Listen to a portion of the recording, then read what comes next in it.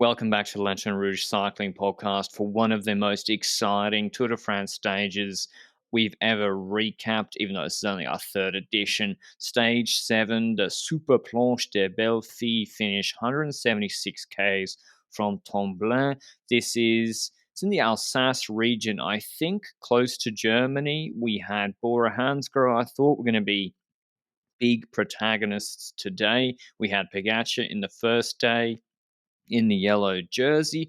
Would UAE try and give it away? Roglic lost a bit of time yesterday. Well, Pogačar took bonus seconds. How would he go?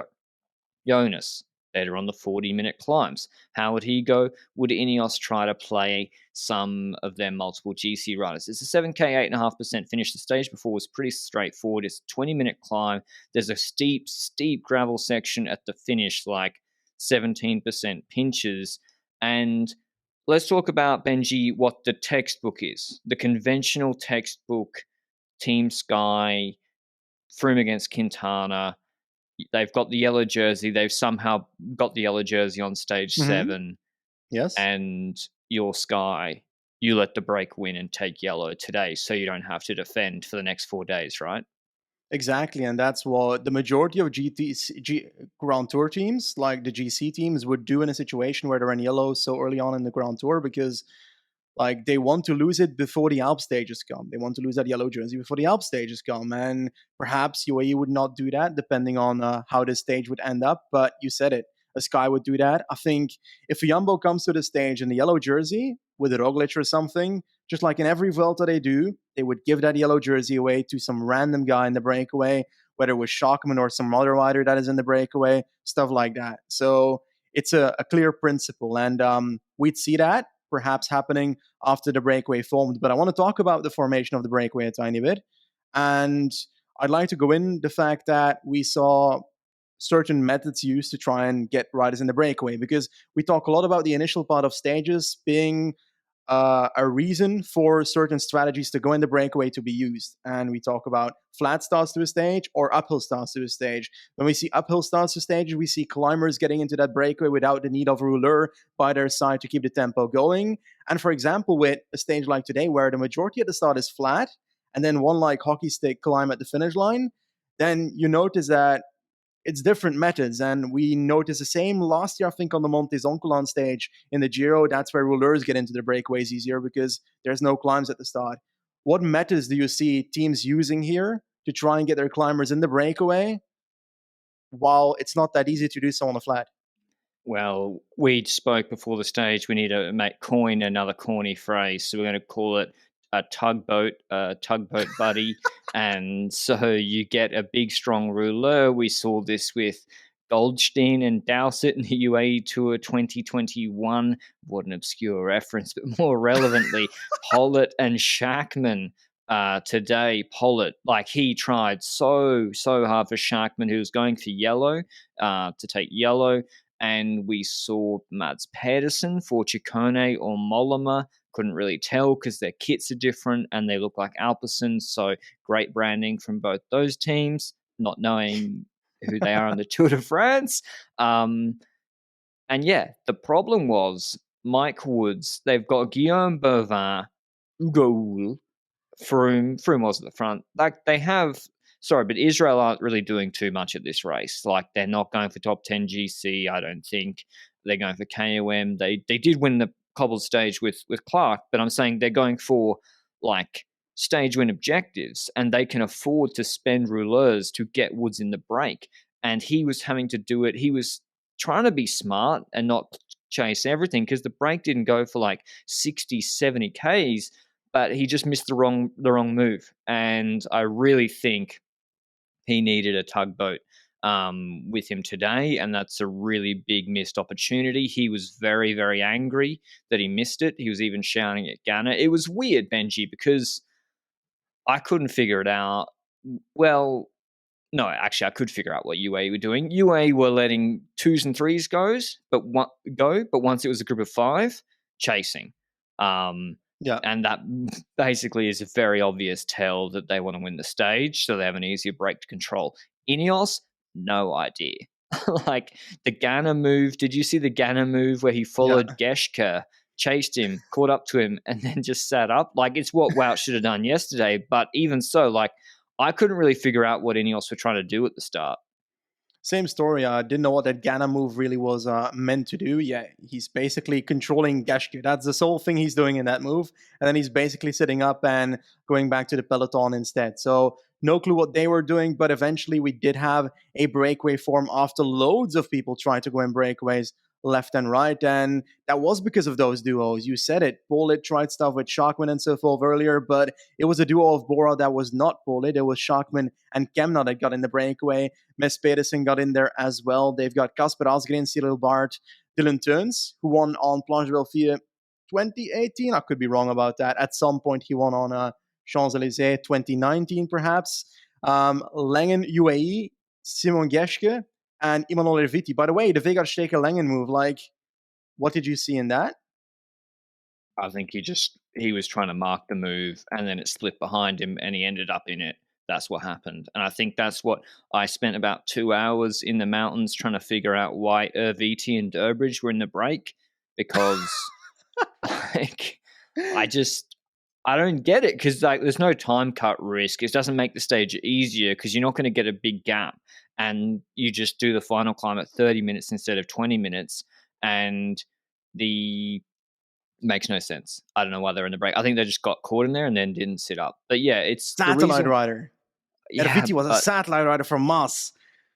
No, I'm not even that. I'm not even accepting the joke or allowing it. Or Durbridge's satellite for Dylan Groenewegen to make sure he doesn't miss the time. Yeah, Matthews to win the sprint. Sure. Oh yeah, that's the break that went. UAE were pacing hard all day. They brought Steker Langen back. Schachmann wanting the yellow jersey, and if not, Kamna for the stage win against Teuns and Geschke was a sort of likely scenario. And the reason why, Benji, let's talk about before that, because I wanted to have a good discussion about UAE. The men's Tour de France is now well underway, which means the Tour de France Femme avec Zwift is just around the corner. It starts on the last stage of the men's tour on Champs-Élysées. Zwift are celebrating with a Watch the Femme mission that has kicked off. Complete up to 8 Watch the Femme events for your chance to unlock in-game kit, but also unlocks Tour de France Femme avec Zwift leaders jerseys signed by their eventual winner. Head to Zwift.com to find out more or to start your free 7-day trial. This is a 20-minute climb, Benji. Mm-hmm. You can't take a minute today on serious GC threats. He won the stage yesterday. He's in yellow. Why do you think Pog got his whole team to pace for 3.5 hours today? Well, if I had to believe Twitter, then everybody's family was on top of Planche de Belfië today. So Pogačar's family was there. So perhaps that's an individual reason to do it. But tactically, it makes less sense to go after the stage, except for the fact that I felt like we saw Primož Roglič at the back of the peloton quite a lot during the stage, to the point where I was getting low-key scared that something was up with him. And perhaps UAE saw that and they were like, okay, then we definitely have to control this stage. Then we definitely have to keep this up, because on paper, pre-Tour de France, this is a Roglic stage. But going back like to the time trial of Planche de Belfië, on paper, it certainly fits Pogačar as well. But Roglic would on paper fit on Planche de Belfië quite well and would be competitive. So Pogačar wouldn't be able to do much to him. But if he had anything up with him, like he had last year after having a good time trial after the crash, the next day was his bad day. If he had his bad day today, for example, then Pogačar could actually kill off Roglic in GC. So yep. I see that as a good reason. 100%. And I think, remember, the Longwy stage last year was stage 7. Stage 8 was the stage Pogačar went long. Now, we don't have the parkour here for that, but he's probably thinking, I have the best recovery. Vlasov crashed. Don't rate all of Ineos. Roglic really want him on 3.5 minutes, not 2.5 or 2.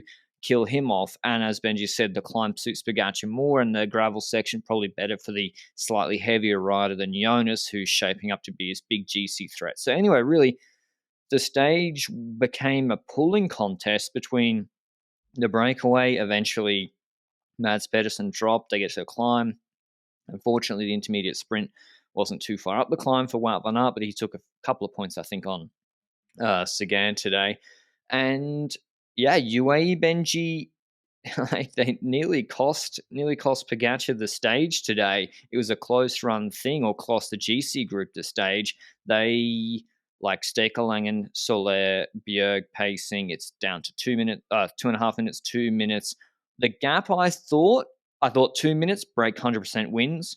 130, 50-50 sort of region, and eventually. And Pogačar is not going to spend McNulty and Micah in the chase. I saw they basically just blew up.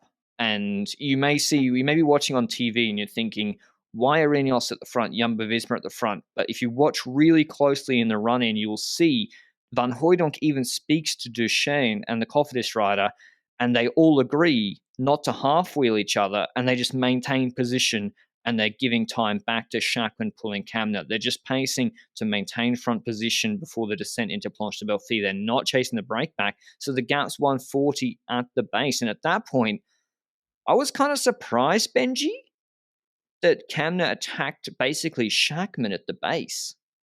Yes, certainly. That's true. You would expect that he would perhaps use Schachmann as long as possible on the climb to keep Schachmann basically pacing as long as possible, to keep the gap as much as possible, to then keep your energy to make your own move later. And the Kemna attack basically sparked attacks from everybody in the group. Like, not Kemna's move was the most decisive one initially, but it was Geschke that got away for a tiny bit. Geschke attack, turns rode away from Kemna, and then Kemna basically decided to launch another attack towards turns. And like, we can talk about Kemna being a godlike rider, but the move that he made to the wheel of turns and then flowing past turns and back to Geschke, that was a pretty damn strong move in the end. And I think that at that point, it was clear that Kemna was going to be the leftover rider for me in the breakaway. Yeah, and I think Kemna's just a better climber than Schachmann anyway. Like, it's just, if they actually want to win the stage, I mean, they would have needed such a big gap at the base, because like with the way Pogačar, and I think, yeah, Pogačar just put the death knell on them with UAE pacing. And we get to the GC group. We don't really see them for the first 4Ks. It's Bennett pacing. No, sorry, McNulty pacing, Benji. Gap goes from 110 to 55. No one's really dropping. It's all fanned out. Forgive me. We see, though, Martinez kind of lingering at the back. And McNulty finishes this turn. It's 55. 4.5Ks, 5Ks to go. Bennett goes to the front, who almost had to stop pacing in the fast run-in.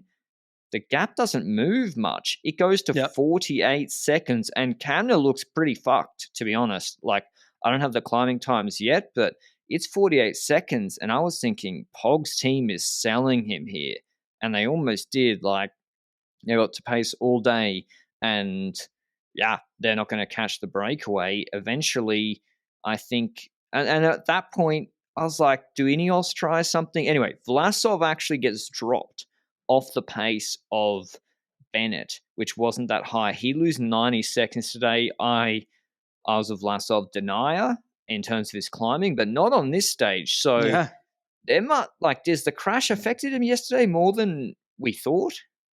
Perhaps, we don't know that. He had his COVID thing before the Tour de France. Perhaps that has an influence. So all these aspects could have an influence on Vlasov here. I think I was also not expecting this stage to be the one that he fell through on, and losing this much time on a climb that on paper fits him much better than the ones that are to come in the Alp stages that are coming on stage 11 and 12, for example, the Galibier and so forth. Those are longer climbs. We haven't seen Vlasov compete on those in a while, and I was less trustworthy on those climbs for him and more on these climbs. But also Martinez also falling through, so not the only rider that was falling through Vlasov. So GC leaders dropping left and right, and it started becoming clear for me that we've spoken about UAE quite a bit, how they handled the breakaway, how they handled the climb. Big shout out to George Bennett, by the way. Just wanted to give that extra, because while the tempo was not godlike by him, I might have expected him to drop earlier than what he did. I was surprised by the fact that McNulty was before Bennett, though. Yeah, me Is that too. Because of the climb? I don't know. I was surprised by that. I thought Bennett would be before him, but Bennett's climbing better than McNulty right now. And yeah, I was, because you look at McNulty on Paris-Nice on Turini, like he came top 10 with Almeida sort of region. Like, in that group, kind of surprised he was there. I don't know. He's a bigger body than Bennett, but yeah, Bennett did a good pull. Micah's pull, Benji. Micah couldn't do anything today. Like, let's talk about. I thought what was going to happen was they get to the really steep section. We have Martinez off the back, Vlasov at the back, which, by the way, credit to Bora, they are going for podium or that sort of region with Vlasov as their best case, and they don't inhibit the team's ambitions for a stage today. Imagine they don't go in the break. They keep Schachmann, Kemner back, and Vlasov just drops. Like, what a waste of time. It's kind of what Ineos did, to be honest. A question about that strategy, though. We see yesterday that Jumbo sends Wout van Aert in the breakaway, for example, and we see that as a criticism because Jumbo is taking away a valuable domestique for the final for Roglic and Vingegaard, while today Vlasov has 2 domestiques in the breakaway with Pogačar trying to help out to get those riders in the breakaway. Like, is that the same thing, or is it because it's a difference between having 2 leaders and 1 leader, or because it's a difference between competing for the victory versus for the podium, or where do you see the differences between those 2 teams? I think it's victory against podium. Like, I don't think Vlasov and Bora were like, we're going to win the Tour. Maybe if Pog or whatever fall out. But I think Jumbo with 2 leaders actually trying to win the Tour as the main goal is why. And also, like, they're in a break with a chance. Like, with other riders, it's more normal break. Yeah. So, yeah. Also, and this applies to the Wout van Aert thing marketing-wise, like, you got White Flag Vlasov against Schachmann and Kemner. Like, you want to give Schachmann and Kemner a chance for the sponsors, I think. But anyway, Micah's pull on Planche de Belfi, still a reasonably sized group, doesn't move the gap at all, and Kemner's pedaling absolute squares. Micah then pulls off at the base of the gravel section. He hasn't dropped Thomas Yates. Martinez is gapped. Vlasov is gapped. Pals was even coming back. Kuss, Roglic, and Jonas are there looking good. Sorry, yeah, Benji, you had some thoughts on the Micah pull. Yeah, when Micah pulled off, it looked so weird because, like, before he pulled off the front, we saw him like look back to Poggi like, mate, this is the moment you need to go because I'm dying here up front. And Poggi like basically like, I don't know if he nodded no, but that's what I got from it when watching it. And he waited a bit longer, and then like 5 seconds later, Micah basically like swooped his hand like, mate, just go already. And when you're Micah, that's bloody stupid to do, in my opinion. It gives a very weird view on the television for everybody that's watching, in my opinion. I'm like, should I read into this? What am I reading into this? Was Poggi not ready to attack because he didn't have the energy? Was he not ready to attack because he expected more from Micah, for example? I think Pogačar decided at about 2 to 3Ks to go, he'll go for the sprint and see how it goes. I think because Benji was like, you have to think, what does Pogačar normally do? What would Jesus do? He's not Thomas or Froome or Roglic. What does Pogačar do when he feels good, even if it's a group of 8? He attacks. Now, I know and that was it, Benji. I thought the plan for UAE would have been bring Poggi to the base of the gravel steep section, and he launches. I thought that would have been the plan. And that's kind of that's what Micah almost signposted, right? He's like, here we are. Exactly, and especially on days after the crash of Roglic, where there's opportunities before Roglic comes back from whatever pain he's currently in and is reporting to have. Like, perhaps when we get to the Alps, Roglic might already feel better. So these might be the days that Poggi might be able to get that strike in, and he doesn't do that early attack. So that for me was also a sign of, okay, he might not have it to attack with 4K to go today. Yeah, and also, again, it's a 20-minute climb. It's the main climb of the day. Poggi, even though he's a mythical being, like, guys do not just ride away 10 minutes into a 20-minute climb when it's the only climb of the day. That's just not how it works. Differences are made at the end, and the steep section at the end is where you can make the big differences. So I think he just wanted to wait for a sprint. We've got Kemner up ahead. He absolutely stalls on the final section. Poggi does kick on the gravel. He drops Thomas off the wheel. Thomas just starts to do his own pace. Yates actually tries to keep the wheel of Pogačar, but he's swarmed by Jonas Vingegaard and Primoz Roglic. Jonas right onto Poggi's wheel. Poggi then rides defensively on the gravel. Steady pace. with those guys on the wheel. No one tests him. Eventually they get to the steep section. Jonas attacks him out of his wheel, gets a good gap. And I think, holy shit, Jonas is going to win the stage. Gets onto the steepest gravel section. Pogačar remains in the saddle, looking really, really good in the gravel. Winds him back. They go past poor Leonard Kemna, our boy.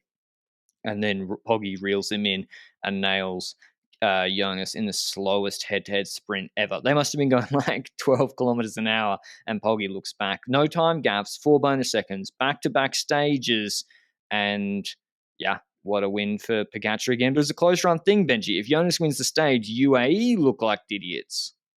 Exactly, and I disagree with one portion of what you said in the final kilometer, and that's when Jonas went past Poggi, I thought for a second that Jonas was going to drop him. Because Poggi, like you said, he looked good. I feel like he didn't look that great in his response. A gap opened up, and it was really like he was mentally fighting, having to come back to Jonas and trying to beat him on the line. I don't think this was an easy victory in the last kilometer for certain. And I don't know, I saw not weakness because he ended up winning the stage, but there's something there that shouts to me that Jonas is competitive against Poggi, and it motivates me a lot when it comes to the competitiveness for the victory in the Tour de France. Turn down your microphones or your headphones, everybody. We're back on! The tour is back! We're back! Ouch, my ears. Jonas has it, man. He has it. If he's only losing, he didn't lose any time. I thought he was going to lose 10 plus 10 today. I couldn't believe it. Attacking Pogačar. This doesn't mean anything. I've completely deluded myself again. I've seen that. I've seen Roglic, Jonas 2-3. Wait until the Alps. Heatwave coming next week. 40-minute climbs. Like, this was so good. For Roglic, yeah, he lost another 12 seconds. But, I should read out the results. Pogačar wins the stage ahead of Jonas. Roglic third, drops all the other GC guys and takes 4 bonus ahead of Paul Kemna, 4th, Thomas 5th, Guru 6th on 19, Mas 21. Mas is going to probably top 5 if he doesn't crash. Bardet 8th, I think he'll go for GC now. Yates lost 29, kind of surprising. And I think he lost that right at the end. Koos 10th on 41. I wish they freed Koos to the stage. Danny Martinez loses 45 with Guillaume Martin, Uran, and Pidcock. Quintana loses 51. Menkes, I think, had a mechanical. You saw him running his bike, Froome style. And Vlasov, 139. That is going to be tough. I will say, hats off to FDJ. There's a lot of talk of chaining Pinot. Pinot actually tried to get in the break today. They didn't overcommit to it. But Pogačar extends his lead by 4 seconds on Jonas, 35 seconds on Jonas, 110. Thomas moves into third because Powell and Peacock drop out on 110. Yates on 118. Guru on 131. Bardet on 132, Pidcock on 135. I'll be interested to see what they do with him. Paulus on 137, Mas 143, Martinez drops to 155, Quintana 206, Vlasov 241, Roglic moves up 15 spots to 245. So I'm very happy from what I've seen because all I want is for there to be battles in the mountains, and Pogačar winning a 500-meter sprint against Jonas means nothing to me for that. I want to highlight a few more things when it comes to this final. First of all, this entire final of the stage was absolutely batshit crazy, I feel like. Kemna having that slender lead, Gino Mater style, potential heartbreak at the finish line with 40 seconds with like a kilometer and a half to go. I was like, this is going to be really close because that steep section at the end, the gravel section, is going to hurt so much for every single person crossing that. And then we noticed that Roglic and Jonas are straight up on the wheel of Poggi, and Poggi's not attacking from them. He's pacing them into the final kilometer and a half. So he's kind of waiting for that sprint like we mentioned earlier. But a Poggi that can drop Rogla and Jonas would drop them there. And he didn't.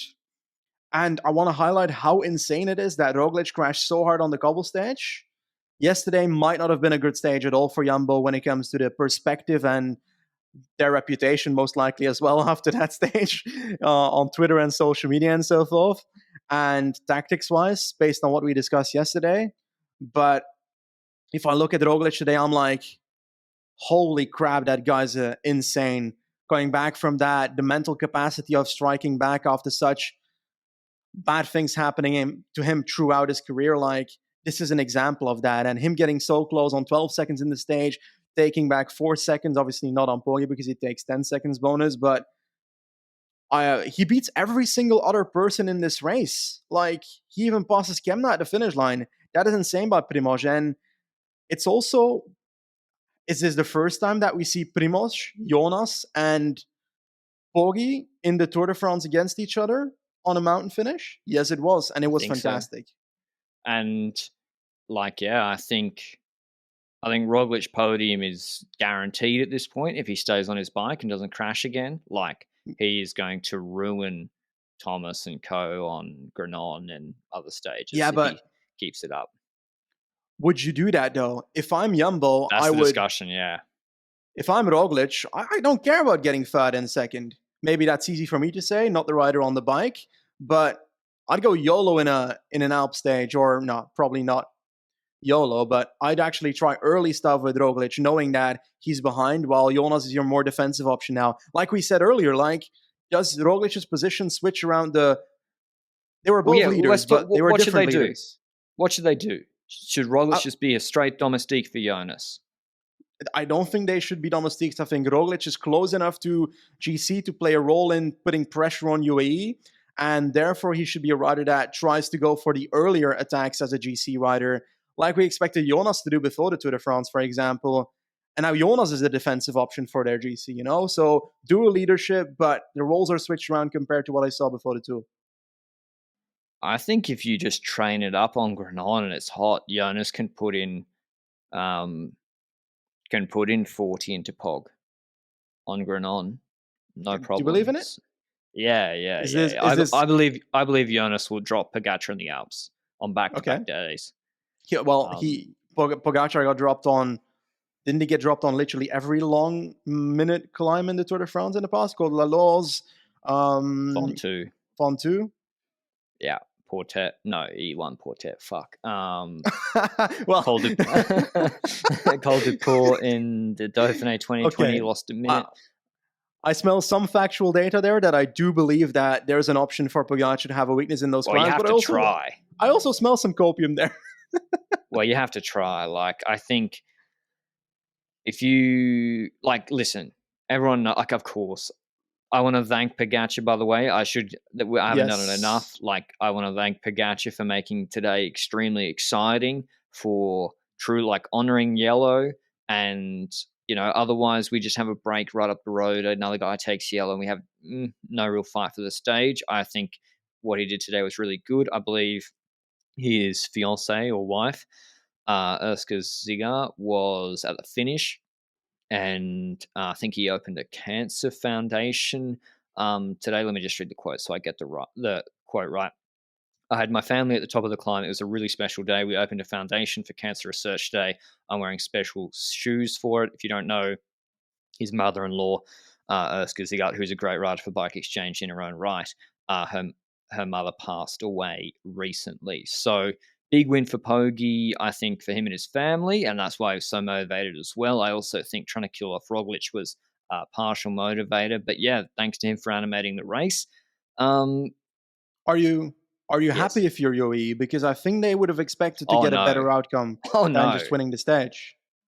If I'm UAE, they gain time. They just expose themselves. Yeah. I think. Go ahead. Benji, if Primoz attacks as a bait move, if you're Poggi, even if he's 2:45 ahead, are you happy letting Bennett pace, or McNulty, or Micah?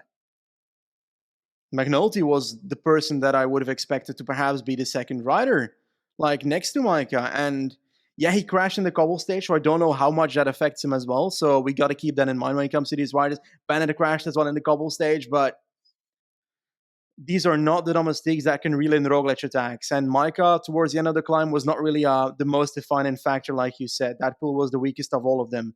So I'm not sold on their team strength, despite them having multiple riders on that climb. Yeah, I think, it's just the team invested a lot, and it's just. But also, I Because worry about them. Cuz drops in the final stretch there. Same. Was it a bit later than Cuz or than Micah, or was it at the time that Micah was at the front? Like we saw two the Jumbo domestiques dropping away at that point. Is that, do you trust them to be better than Micah? Because Oh yeah, I would expect. yeah. Okay. Yeah. Koos, I think, came top 10 on the stage. Oh yeah, came Okay. 10th, ahead of Martinez. Yeah, Koos was, because like he's recovering from COVID. He's better on the long climbs anyway, even though he won on Bechelist last year. I'm not sure Planche de Belfi is his jam. I did want him in the break today. But no, Koos looking good. Kreuzfahrt looking fine. I think at the end of the Pitcock. day, how much can they help? Yeah, Peacock. This is the thing, Benji. Another thing, there's a lot of different things with like what the teams like. There's more info now at the first mountaintop finish on what they should do. Like Bora obviously will go for stages and provide limited support for Vlasov because maybe he's got the injury, maybe he's just not in good shape. You don't know. Ineos now have, let me count quickly, 4 riders still in the top 10, 1/3, 1/4. Thomas Yates. Pidcock is on 135. Is there a chance that they end up with two guys 4th to 7th on GC and no stage wins if they don't try something different? That's very possible, but perhaps when they get to later phases, they might do other stuff. But when it comes to Pitcock, did he end up supporting Martinez, or was he just dropping to the same group? Because he finished in the same group as Martinez. Pitcock, to me, has been a wonderful domestique in the first few stages of this race. Like yesterday, for example, the couple stage, I mean? Like, what do you see in today's stage when it comes to Pitcock? Because getting 49 seconds down on Planche de Belfier is actually insane for that guy. It is and it isn't. Like, it's still a 20-minute climb after an easy day. I would question how he will go on the multi-mountain stages to come with 40-minute climbs. I think obviously Thomas is their main GC option. I did not expect him to be coming ahead of Martinez by best part of 30 seconds, over 30 seconds on a stage like this. So I think you just have to go all in on Thomas, right? And then I don't know, Pidcock. It would be a shame if they don't end on the podium and they get no stage wins, and that could happen because like Pidcock can't go on the break tomorrow. Like Yeah. no one's going to let him in the break. So at least I don't think so. So that's something. Like, what would you do if I was them? I would tell Pidcock to lose time, go in breaks, and have some fun. To be honest. I think that's certainly an option. Like, how far, let's say, let's count his team out, for example. We see he's climbing today. What will he do in the Alps stages if he doesn't lose time? Like, he's going to lose time anyway. So I think it's only logical that he then chooses to do it on purpose to make sure he can either still be of support for the team, because the more time you spend trying to defend that top 10 position, the more energy you spend that you could use supporting your team as well in the future. But also next to that, the more stages that go by that you can't do anything for yourself either. So it's like a combined effect, you know? Yeah, and like tomorrow's the perfect example. Like each day that passes where you don't lose time before inevitably losing a lot of time, you're just costing yourself opportunities. Like, although it's good experience, like if you're doing a dummy run for defending or riding GC in the future, that's kind of what I guess he's doing. But tomorrow's stage from, how do you say this? Dole to Lausanne. This is just nailed on breakaway. The intermediate sprint is after a climb for the first time in the race, 47 Ks in after a 6.5K, 4% climb. So I've really hurt my voice shouting because the tour is back, baby. 2.1 Ks, 5.5%, 6.7 Ks, 5%, 2.3 Ks, 6%, dotted around medium mountains, but nothing too severe before a stepped 5K, 4.5% finish. But that's not really what the finish is. I don't think it's like 1.5K, 6%, and then another 1.5Ks at 7% with 3% false flat uphill for the last 400. So the reason I brought up Pidcock is because this is Pidcock territory in the break, Magnus Court territory, Wout van Aert, Mathieu van der Poel, who should abandon. I think we'll see Wout in the break tomorrow, Benji. Okay. Mainly, well, should he? I don't What know. is his points lead at the moment? Because that's very important. We Yeah. saw today that Philipsen was not sprinting for the intermediate sprint against after sprinting for it yesterday. So not sure what's going on there. But when it comes to Wout van Aert, 203 points, that is 66% of what Sporza said that he needed to win, which was 300 points. Now, I will say that we've both agreed that it probably should be a bit more than 300 just to be sure. But Yeah, he's 350, 63 375. points, 63 points ahead of Jakobsen. How many sprint stages does Jakobsen have left to do that? I think it's not essential for Wout to go in every single one of these these stages breakaways. Like, I think they could unironically just fight for the intermediate sprints at the start of like stage where it's like 20k in as well with Laporte and so forth. Just set up a sprint train with the two and get those points. Make sure that Jakobsen doesn't gain 20. And you think they need to gain more? So what he should do tomorrow is to get the most points for the least energy. Jumbo should not go in the break, not fight for the break, because people just don't want to. Like, the problem when you show yourself as so strong is that people don't want to work with you because they're not idiots. Like, they're not going to work with you, tow with you. The other team directors are like, don't work with Van Aert in the break. Don't go with him in the break. So what I would do is, like, UAE have to let the break go and tomorrow. Now, whether they care about if there's someone to take yellow, like Pogačar could win that uphill finish. Yeah, but Pogačar could win every uphill finish. Like, he shouldn't be pacing the entire stage If on they every pace uphill tomorrow, finish just that's because he can win. stupid. Exactly. But my factor to this is as well that when you look at the stage, the initial portion is flat, so there will be like three rollers that will drive up the road for a bit, and then that small uphill starts like 25 kilometers in, and I think that's where the break will start properly forming, and that means there's gonna be a battle of like 40-ish kilometers, even more perhaps, for a breakaway to form again. So if you want to try and get Wout van Aert in the breakaway after a battle of 40k again, then you're spending so much energy. But if he's in the breakaway, he's got a chance of the stage. But on the other hand, I feel like today kind of proved that if Wout is with the team, he can also do some stuff, Like, of course, he wasn't important on Planche de Belfia, but positioning-wise, I No, think he it was. made a difference. Like, you compare the run in Benji today compared to yesterday, it's night and day, the run in for Jumbo Visma in terms of being all together. Roglic still moved up in the Bora train and nearly hit a car and crashed at one point. But that aside, I would. So, what Jumbo should do is break goes. Hopefully for them, it's 4 or 5 guys, and then you let the break go before that climb. Unfortunately, the break might form on that climb, in which case maybe Wout tries to get in the break there. But what you do is, if the break's gone before then, you then pace the climb hard with Laporte and Kruijswijk, drop Jakobsen, make the peloton, but like not attack. See, the thing, remember Bike Exchange last year? They'd like surge and attack. Jules Jensen and Matthews. Pointless. You pace hard so that you go over first. You have the Pelo on your wheel, and Jakobsen can't contest it, and other riders take all the points. And then you just stop, and then Breakaway wins, and have a nice day, everybody. That's the minimal effort to get the maximum reward for the intermediates. So that's what they should do. But we're going on too long. Who do you think? I think nailed on break. I'm going with I think so as well. Moric. You're going Mohoric is actually not a bad shout for this stage.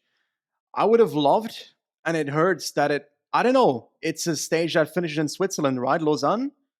I would like to see an unchained GC Kung, no, not a GC Kung, a Stefan Kung, go in the breakaway, because I believe that these segments between climbs, the rouleur segments, could end up getting him away, because Kung has been climbing like an absolute beast these last few months. So I would love to see Stefan Kung in the break. I don't believe that he's going to be unchained, but they could actually generally win the stage like that. And hopefully we see it, because Stefan Kung is an absolute legend. And I fear that he's going to be used in the same way that Pollard was used with Schachmann and so forth today.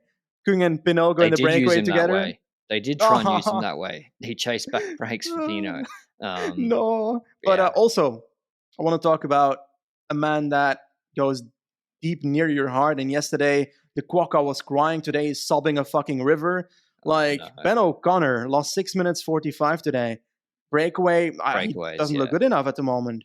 Well, that's the thing. Hopefully he he can't win against someone like Kaminer in a mountain break in that condition. So hopefully he recovers, and maybe in the Megev's after the rest day. I'd love to see him go in the Megev break because that'll be a breakaway. But yeah, I'm not sure what's up. But the cobble stage has sort of put him on a bad trajectory. But yeah, Benji, we should getting in the break tomorrow will be Powless, Court, Wellens, Ciccone, Sturven, Turns, Morich, Tratnik, Honore, Baggioli, maybe Schachman again. Why not? Krohn? Krohn, good pick. Krohn, Gilbert, Sagan might try, Bosenhagen, Viermoz. I think with Quintana losing time, they should free Barguil. Did you say Millard? Clark. Oh, Clark, yes. Madouas, free Madouas and Kung. Fuglsang lost time, Neelands. Yeah, it could be a good fight. How much time did Fuglsang lose? Like, I want to see, like, if there's a possibility for him remotely even being in the breakaway. 5:17, like, this guy can actually go in breakaways now. And he looks fucking strong right now, even though he dropped on Planche Belfield. Matthews should get in a break with a tugboat, with Grundle Janssen and co, or Schultz, or maybe they should ride for Schultz. I don't know. I think it'll be a big break. I think it could be a good big break battle tomorrow, and UA should take the day off. Yeah, but hey, we might just see Wout van Aert going 60k in a row, just trying to launch 60 attacks to try and get away. That's also a possibility, eh? But hey, we'll see what happens tomorrow. It looks to be a promising stage from the start, just a very active stage. But I do fear that I think it'll be a boring GC won't care. I think the best part for the stage will be the end and this first 60 kilometers. Yeah. And the middle will be the breakaway getting a gap because nobody in the peloton will care. I'm worried there's going to be a Mollema style move on those middle climbs, and it's a 50k solo like last year, and it'll be boring. Yeah. Inform Matthews could like we've seen him do crazy stuff in Tirreno when it comes to climbing. This finish actually fits him, I feel like, an Inform Matthews, but Matthews stages are not Matthews stages anymore. I think they know now, but they can't chase the break. He has to be in the break. In the break. Like, you cannot chase the break because Wout van Aert will ruin you in the finish. With two tugboats. Jules Jensen and Durbridge. And maybe free Nick Schultz. I don't know, just saying, free. Anyway, that's a long one from us today. You can obviously tell I'm in a much better mood because competition. I'm on an insane level of cope. Like Pogačar on the stage, and I'm like, Pogačar's looking weak. He's looking weak. But hey, I got to get myself through the next 2 weeks. Waited a year for this. So anyway, I'm happy. Jonas and Roglic are looking good. We got a battle. That's all we wanted. Alps are looking good. Morich will win tomorrow with a 50k solo. Maybe have a little nap. And that's all from us. Ciao.